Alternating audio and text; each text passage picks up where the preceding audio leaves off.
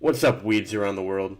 This is Zach, back, resurrecting Weebs Weekly like a shitty isekai anime. This week I'll address the season of anime that has just passed, along with all the shows that had the second part of their season too.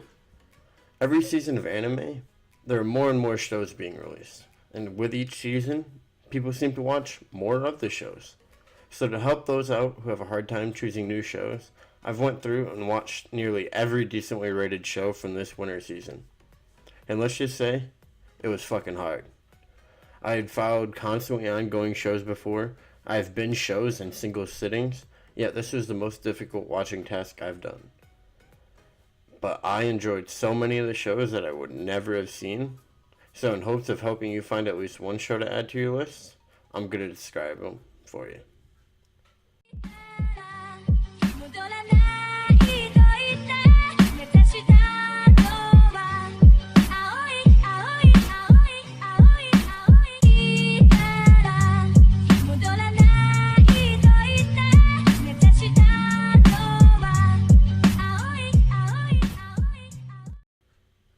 The way I want to go about exciting you over these shows is giving the shortest descriptions you have ever heard. Yet, I will still attempt to give the show the description they deserve. To start, I'll give 5 words per show. Then at the end of this video, I'll have a ranking of the shows based upon what I liked and what I didn't like. I will also give a sweeper of the season. In the future, I might break down the top 3 shows of the season, although I'm pretty freaking lazy. But even if one of you guys ask, that'll help me be more motivated. By the way though, the descriptions are all going to be 5 words or less, but don't expect me not to hype up some shows or shit on those that I didn't like, didn't watch, or drop, because some of these shows were really hard to watch. I did not watch every show all the way through, or some even at all, but I attempted every show that didn't have a previous season, or were at least above 4.0 on the live chart tracker that I was using. I will still address the other shows and why I didn't watch them. So with that warning out of the way, let's start this shit. The first show. My roommate is a cat. Loner and a cat become family. This show was nothing like I expected.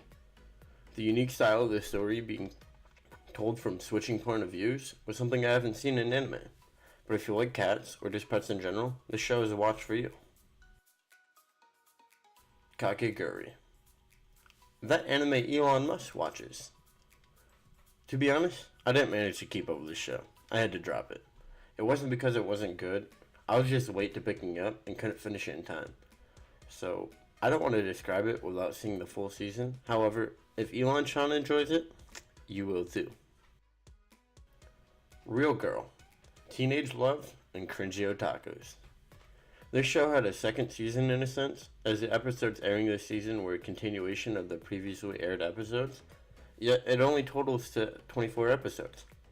If you liked Your Lie in April, this show is similar to that show in a sense, just not as sad. It does things I haven't seen in anime before, specifically romance, so if you got time, binge it. Domestic Girlfriend. Incest is wincest.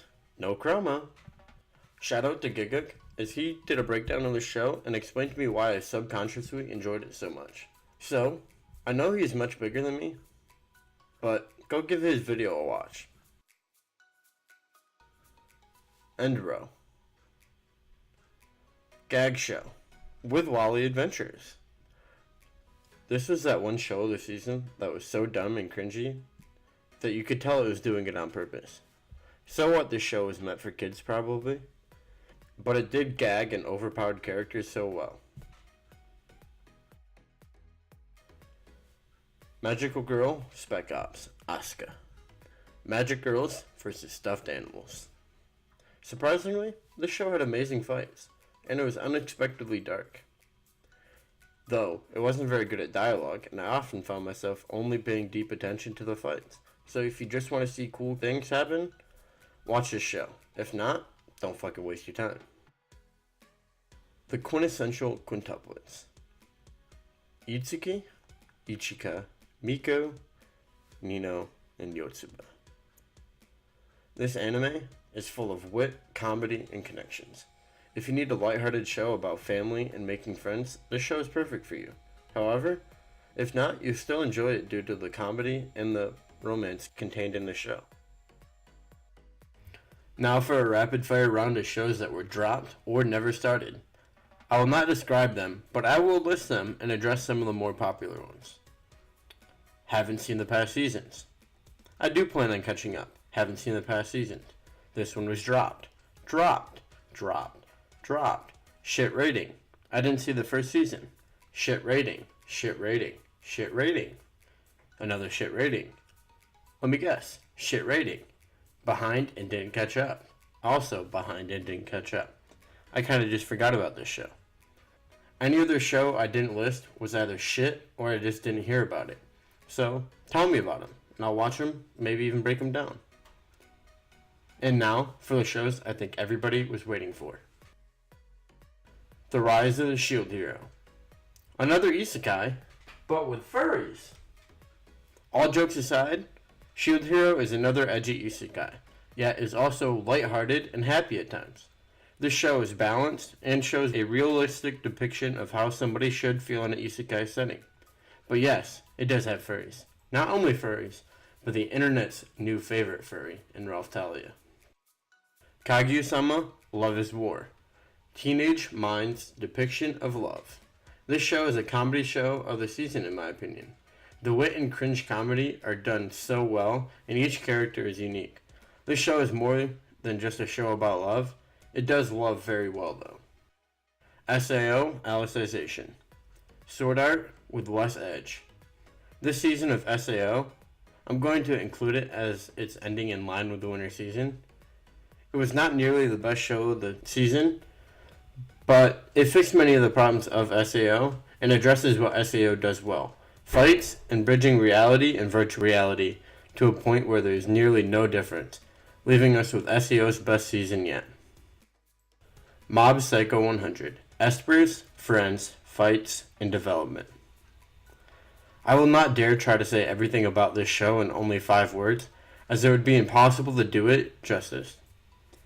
Yet I attempted to tell the improvements this season did compared to the last. Watch Mob Psycho. It's the best overpowered protagonist show. In my opinion, it blows a one punch out of the water. Dororo. Beating Destiny. Samurai vs. Demons. This show is a remastered of a very old show, and yet it feels as if somebody could have wrote it currently. The art is good, the music is amazing, and the fight scenes are done to top notch. JoJo's Bizarre Adventure. It is not delivery, it's Giorno.